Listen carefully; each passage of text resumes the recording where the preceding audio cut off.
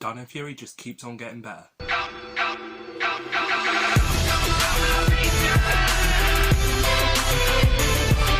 Hello there everybody, Morphin Reviewer 97 here and welcome to my review for Power Rangers Dino Fury Episode 3, Lost Signal. Let's start this review. So this episode starts out at Dinohenge, where we see Zeto sitting under the T-Rex dinosaur statue, looking at some sort of necklace that has a gem on the end. We hear Zeto say how he's so far from home, and we even get a little flashback of him on Rafcon, with his mother giving him the necklace and telling him to never give up. I'm really loving how we're starting to get even more backstory with Zeto, and not just the flashback that we saw in the first episode. Once this flashback is over, Amelia walks over to Zeto and sits down, and says, "Cool pendant," and asks where she can get one. Zeto replies by saying on his home planet Rafcon that's light years away. And Amelia even cracks a joke on how that's a no on overnight shipping then. The two of them start talking about Rafcon, where Zeto explains how he wishes if he could know if there's anyone from his home planet still out there. The two of them then stand up and Zeto asks Amelia if Solon's managed to get the Tricerablade and Ankylo Zords online yet. Amelia tells him not yet, but how something did come through on their galactic comm system and that he should come down to the base. The two of them teleport there, and Solon explains to Zeto about the message and says how it comes from the same galactic quadrant as Rafcon. So Zeto gets excited and asks Solon to play the message. But the modulator burns out as soon as they try to play it, and Solon explains how the message will never play now. Amelia says why don't they just get another one then? And Solon explains how the modulator came from Rafcon, and that finding another one on Earth is impossible, as Ollie puts it. Amelia then explains how there has to be another way to decipher that message, and remembers a person called Madame Indigo, who's a supposed psychic, who does fortune-telling, palm reading, and even mystical communication. Zeto goes on to ask Amelia if she really thinks this supposed psychic can tell him what the message is, and Amelia says yes. But Ollie quickly jumps in and tells Zeto no, saying psychics are ridiculous, with a bit of attitude, and explains that what he needs is science, and that his mum knows a guy at the observatory who probably picked up the same signal and thinks they should ask them. Zeto thinks they should try both ideas, but start with the psychic first. Ollie agrees and says fine, but goes on to say that who would waste $15 on a psychic? Amelia then jumps in and says to Zeto how not to worry, and that she'll get him the money, and quickly asks Ollie if she can borrow $15 off him, which was kind of a comedic moment. The episode then cuts to what looks like a fairground, with Zeto, Ollie and Amelia going inside a tent that Madame Indigo has set up there. Once inside, we can see Jane and J-Borg sitting down, where Jane is getting a reading of her own, and J-Borg is recording everything. Madame Indigo tells Jane that she senses she has psychic potential, and to not trust her eyes, saying closing one sense can open up another, and points at a scarf saying to embrace her powers. So Jane places a scarf over her eyes and thanks Madame Indigo, saying how she can feel her powers building but just burped instead because of the chili dog she ate earlier, and exits the tent with J-Borg while she's still blindfolded. Madame Indigo tells Zeto, Ollie and Amelia to sit down, and the episode cuts to outside with Jane and J-Borg, where Jane is recording a video for Buzzblast, explaining how that now she has psychic powers and can sense the world perfectly around her. J-Borg then calls out Jane's name and explains how she's facing the wrong way to the camera she's holding. So Jane turns to the camera and says, "Like I said, perfectly," and goes on to say that now with the powers she has, she can help the Rangers find more Sporix by sensing them, and starts humming and spinning in a circle, stopping when facing one direction and saying, "They're this way," and starts walking in that direction with her blindfold still on, telling J-Borg to keep up. But Jane bumps into something and thinks it's a person, so says excuse me. I'm glad that we're seeing more of J-Borg, but I would love to see less comedy scenes and more of the Rangers. The comedy is funny when it's like one-liners, but I don't like entire scenes with it, which this episode did a bit too much with Jane and J-Borg, and I felt like they were trying to do a new Bulk and Skull, which I don't like in this series. It just isn't needed. Anyway, with that being said, the episode cuts to Zeto, Ollie and Amelia back inside the tent with Madame Indigo, where Madame Indigo asks the others if they want to know about this mystery message and says she's happy to help.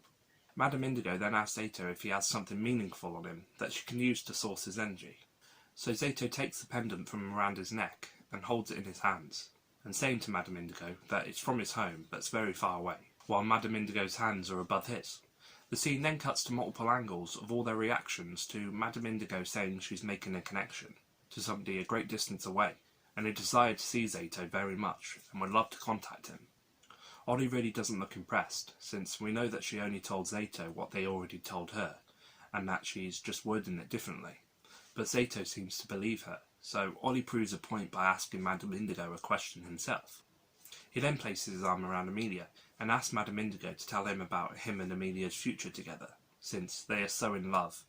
Ollie even goes as far as calling Amelia Honey Muffin. Madame Indigo grabs both Ollie's and Amelia's hands and tells them both that she can see they've had a long and happy relationship together, with many more years to come.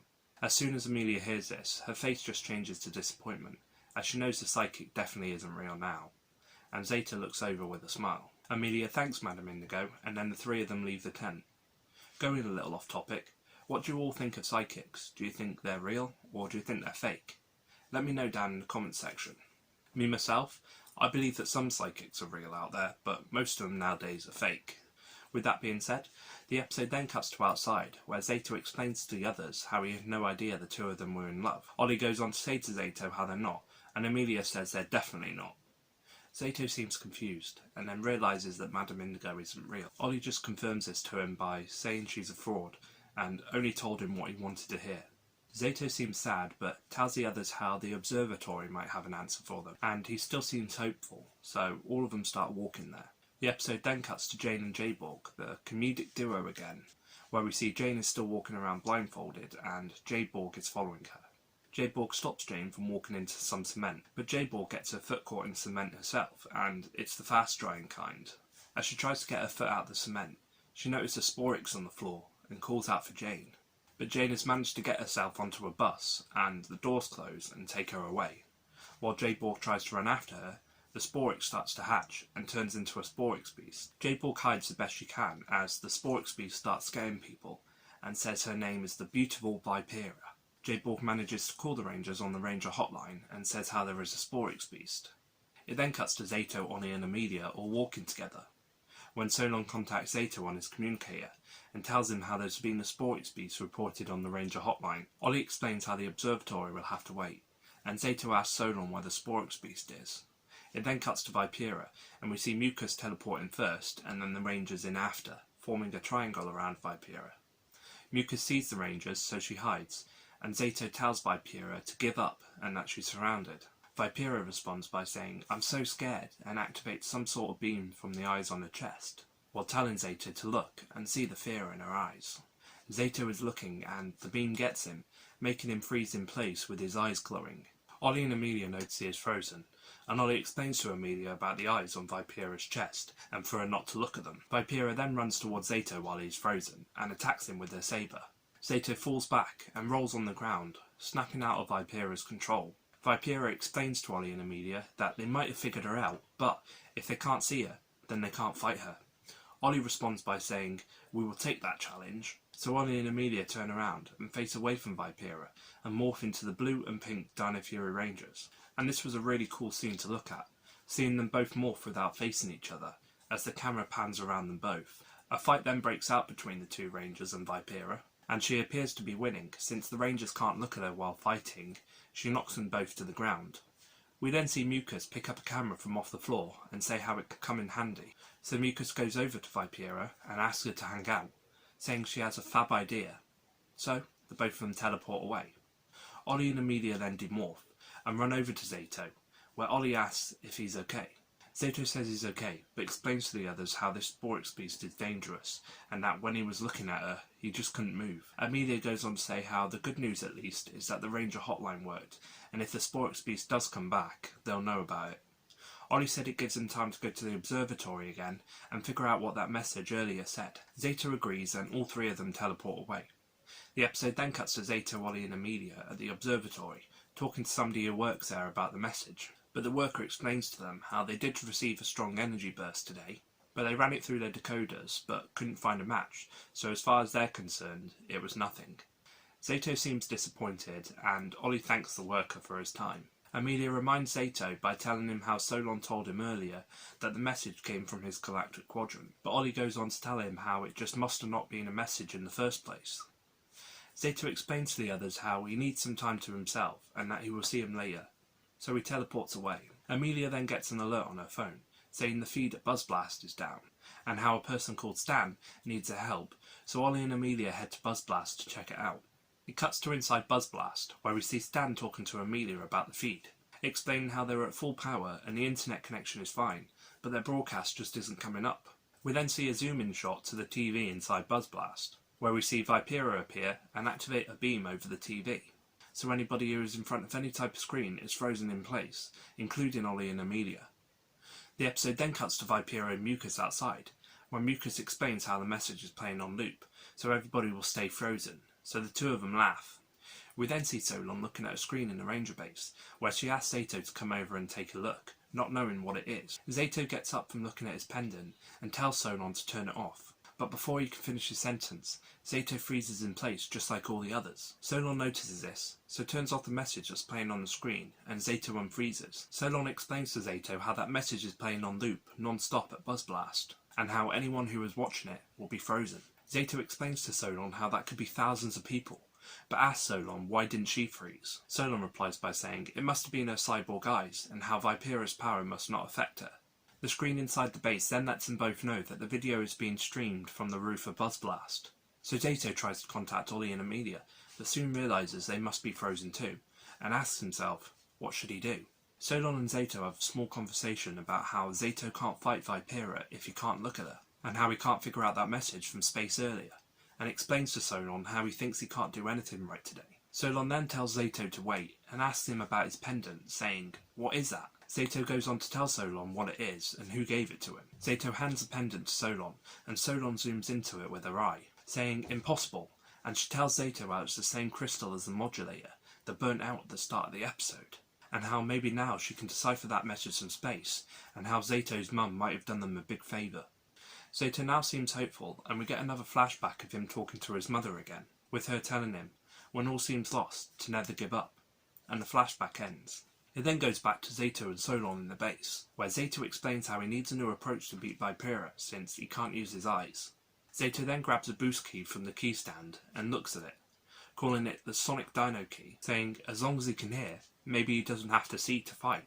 The episode then cuts to Mucus and Vipera on the roof of Buzzblast, talking to each other, where Vipera tells Mucus they need to stay on guard until they know they have froze every ranger, and then they can destroy them all.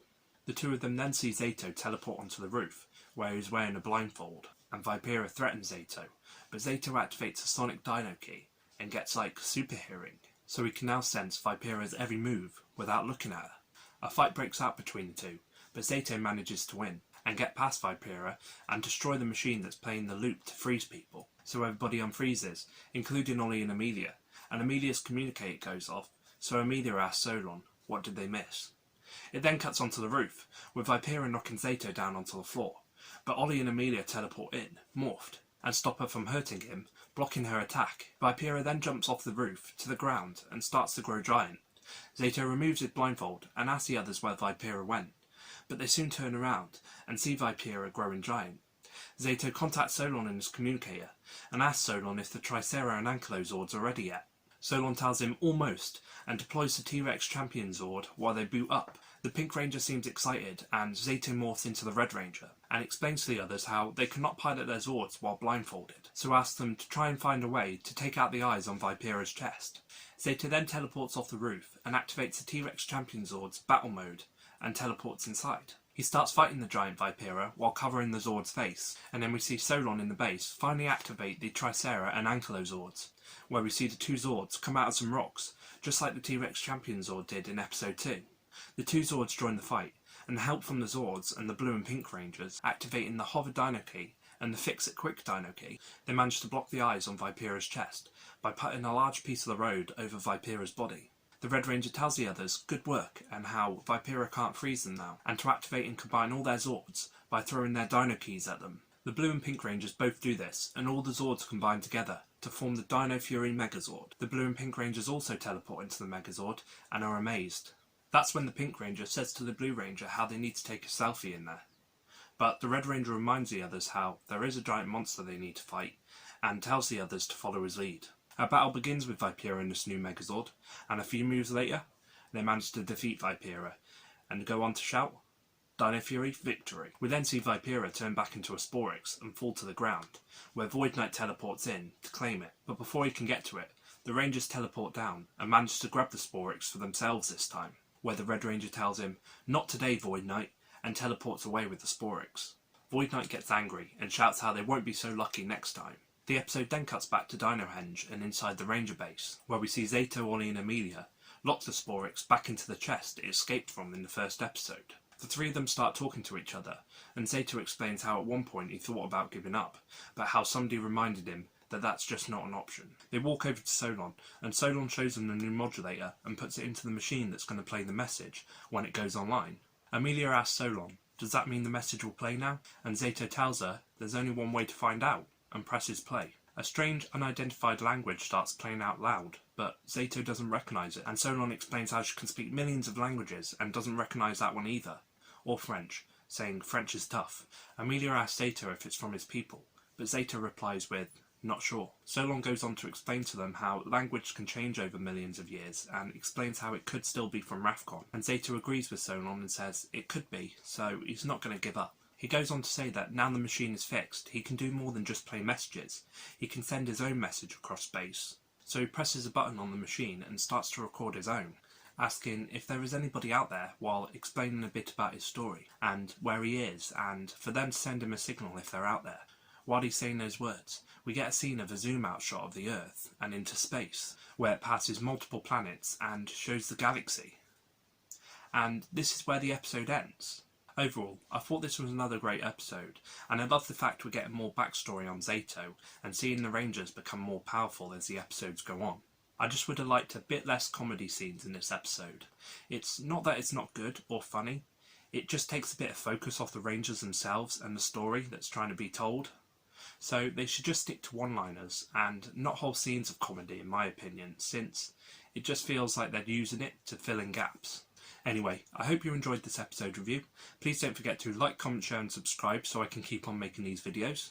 This is Morphin Reviewer 97, signing out, and I'll see you all in my next video. Thanks for watching.